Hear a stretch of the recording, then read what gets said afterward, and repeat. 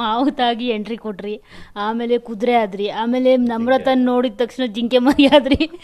ನಿಜವಾಗ್ಲೂ ನಿಮಗೆ ನಮ್ರತ ಮೇಲೆ ಕ್ರಶ್ ಇತ್ತ ಅಂತ? ಇಲ್ಲ, ಐ ಮೀನ್ ಪರ್ಸ್ನಲಿ ನಿಜ ನಮ್ರತ ಮೇಲೆ ಕ್ರಶ್ ಅಂತ ಏನೂ ಆಗಿರಲಿಲ್ಲ.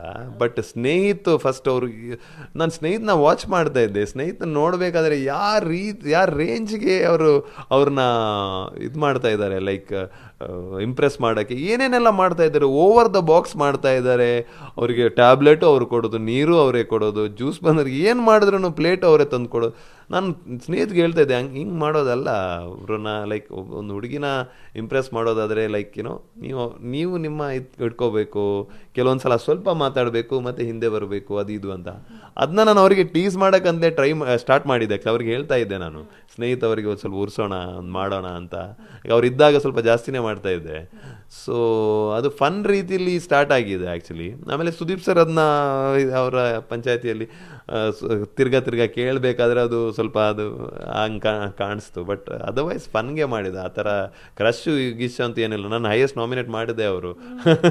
ಸೊ ನೋಡಿದ್ರೆ ಹೌದು, ಆ ಲೆವೆಲಲ್ಲಿ ಅವರು ಯಾವುದಾದ್ರು ಒಂದು ಚಿಕ್ಕ ರೀಸನ್ ತೊಗೊಂಡ್ಬಿಟ್ಟು, ಯಾಕಂದ್ರೆ ಆ ಗ್ರೂಪಲ್ಲಿ ಅವ್ರಿಗೆ ಮೇ ಬಿ ಆ ಸ್ಟ್ರಾಟಜಿನೂ ಅವರು ಇಬ್ಬರು ಚೆನ್ನಾಗಿ ಮಾಡಿದ್ದಾರೆ. ಯಾಕೆಂದರೆ ವಿನಯ್ ಅವರು ಡೈರೆಕ್ಟಾಗಿ ಮಾಡ್ತಾ ಇರಲಿಲ್ಲ ನನಗನ್ಸತ್ತೆ. ನಮ್ರತ ಅವರು ಡೈರೆಕ್ಟಾಗಿ ಮಾಡ್ತಾಯಿದ್ರು. ವಿನಯ್ ಅವರು ಕೆಲವೊಂದು ನನ್ನ ಫೇವರ್ ಇದೀನಿ ಅಂತ ತೋರ್ಸೋಕ್ಕೂ ಸ್ವಲ್ಪ ಆ ಥರ ಮಾಡ್ತಾಯಿದ್ರು. ಬಟ್ ವಿನಯ್ ಅವ್ರಿಗೆ ಡೆಫಿನೆಟಾಗಿ ಒಂದು ಇನ್ಸೆಕ್ಯೂರಿಟಿ ಇತ್ತು ಅಂತ ಅನ್ಸುತ್ತೆ ನನಗೆ. ಇವಾಗ ಅದು ಫಸ್ಟಿಂದ ಅನಿಸ್ತಾ ಇತ್ತು. ಲಾಸ್ಟ್ಗಂತೂ ಅವ್ರಿಗೆ ಡೆಫಿನೆಟಾಗಿ ಒಂದು ಬೇರೆ ಥರ ಇನ್ಸೆಕ್ಯೂರಿಟಿ ಇತ್ತು. ಅವ್ರಿಗೆ ನಾನು ಹೋಗಿದ್ದು ಖುಷಿಯಾಗಿರ್ಬೋದು. ಸೊ ಆಚೆ ಬಂದಮೇಲೆ ಕುದುರೆ ಹೆಂಗೆ ಓಡುತ್ತೆ ಅಂತ ನೋಡಿದ್ರ? ನನ್ನ ಬಗ್ಗೆ ಕೇಳ್ತಾ ಇದ್ದೀರಾ? ಇಲ್ಲ, ಕುದುರೆ ಯಾವತ್ತೂ ಸ್ಟಾಪೇ ಮಾಡಿಲ್ಲ ಓಡೋದು. ಈಚೆ ಹೊರಗಡೆ ಬಂದ್ರೂ ಒಳಗಡೆ ಇದ್ರೂ ಯಾವತ್ತಿದ್ರೂ ಚೆನ್ನಾಗೇ ಓಡುತ್ತೆ ಕುದುರೆ.